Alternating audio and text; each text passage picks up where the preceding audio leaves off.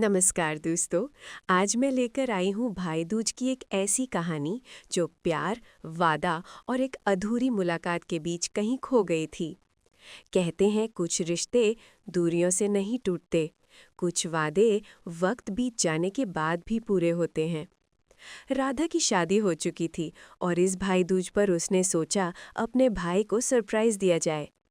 पर जो हुआ उस दिन वो किसी ने नहीं सोचा था। कहते हैं कुछ भाई मौत के बाद भी अपने बहन का साथ नहीं छोड़ते। तो तैयार रहिए क्योंकि ये कहानी आपको रुलाएगी भी और डरा भी जाएगी। मुंबई में रहने वाला ओम अपनी बहन राधा और जीजा देव से पिछले कुछ महीनों से नहीं मिला था। भाई दूज का दिन था। राधा ने सोचा इस बार ओम को सरप्राइज दिया जाए। वो और उसके पति देव बिना बताए ओम के घर पहुंचे। जब उन्होंने दरवाजे पर दस्तक दी तो दरवाज़ा हल्के से खुल गया। राधा को अजीब सा लगा। ओम ने दरवाज़ा बंद क्यों नहीं किया? दोनों अंदर गए और जो देखा, देखकर उनकी रूह कांप गई। कमरा बिल्कुल बदहाल था। दीवारों पर मोटी धूल, चीज़ें इधर-उधर बिखरी हुईं और कमरे में एक कोने में ओम बैठा हुआ था। चेहरे पर पीलापन, आंखों के नीचे काले घेरे और कपड़े फाटे पुराने जैसे महीनों से धोए ना हों। राधा ने हैरानी से पूछा, भाई तुम ऐसे क्यों बैठे हो? सब ठीक तो है ना? ओम मुस्कुराया। तुम लोग अचानक आ गए। आज तो मुझे तुम लोगों को सरप्राइज देना था। देव बोला, नहीं ओम, इस बार तो हम तुम्हें सरप्राइज देने आए हैं। भाई दूज का दिन है ना। ओम हल्का मुस्कुराया, लेकिन उसकी आंखों में कुछ खालीपन था। फिर बोला, तुम दोनों थक गए हो, आराम करो, मैं थोड़ी देर में आता हूँ। वो बाहर चला गया। राधा और देव इंतजार करते रहे, लेकिन ओम लौटा नहीं। कई घंटे बीत गए। फिर उन्होंने आसपास के पड़ोसियों से पूछा।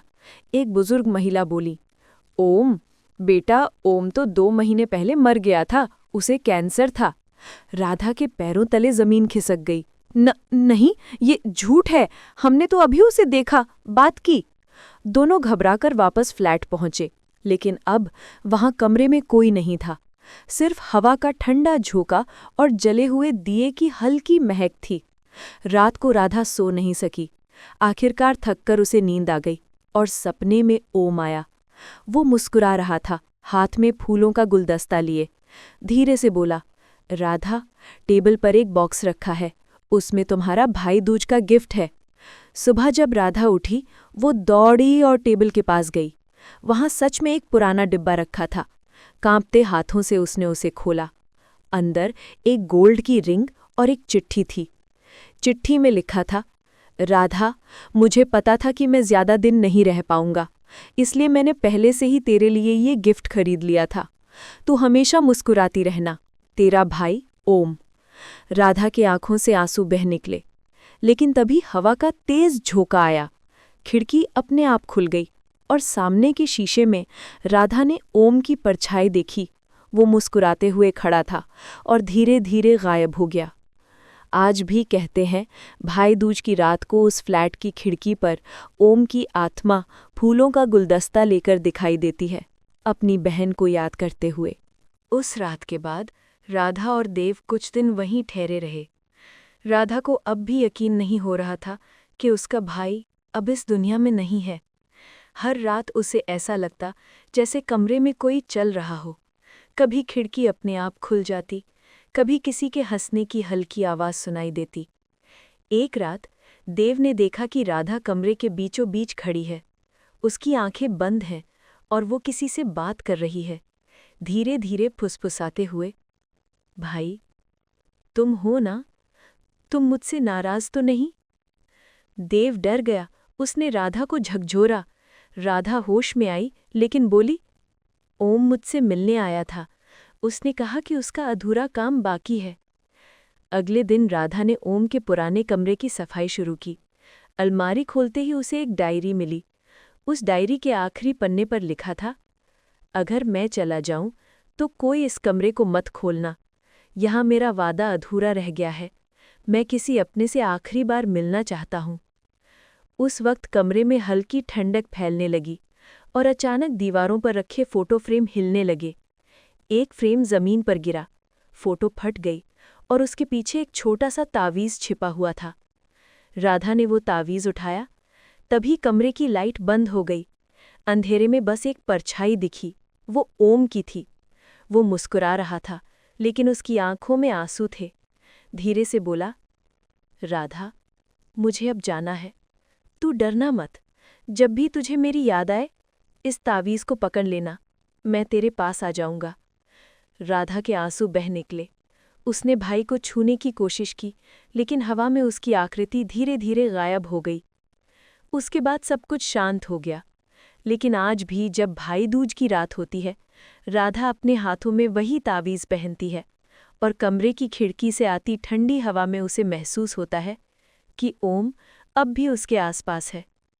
कहते हैं, अगर कोई उस रात उस फ्लैट के पास जाए तो खिड़की में एक धुंधली परछाई दिखाई देती है, हाथ में फूल और होठों पर मुस्कान लिए अपनी बहन को आशीर्वाद देता ओम। उस रात के बाद राधा ने वो फ्लैट हमेशा के लिए छोड़ दिया, पर जाते जाते उसने ओम का ताबीज़ अपने साथ रख लिया। वही ताबीज़ जो अब उसके लिए भाई का आशीर्वाद बन चुका था। वक्त बीतता गया, राधा अपने घर वापस लौट आई। हर साल भाई दूज के दिन वो अपने कमरे में एक दिया जलाती, फूल रखती और धीरे से कहती, भाई, आज फिर तेरी याद आई। उस दिए की लौ जब जब टिमटिमाती, राधा को महसूस होता कि कोई उसके पास खड़ा है, मुस्कुराता हुआ, चुपचाप उसे आशीर्वाद देता हुआ। धीरे धीरे जिंदगी अपनी राह पर लौट आई। राधा ने कभी वो ताबीज़ उतारा नहीं। कहते हैं, जब वो बहुत परेशान होती तो ताबीज़ में से हल्की सी खुशबू और ठंडी हवा निकलती, जैसे कोई कह रहा हो, सब ठीक हो जाएगा, मैं यहीं हूँ। राधा ने अपनी आखिरी सांस भी उसी ताबीज़ को पकड़ कर ली, और जब उसके कमरे की खिड़की खुली, वहीं दिए की लौ तेज चमकी, जैसे किसी ने अपनी बहन को लेने आया हो। लोगों ने देखा, खिड़की पर दो परछाइयाँ थीं, एक भाई और एक बहन। दोनों मुस्कुराते हुए दूर आसमान में गायब हो गए।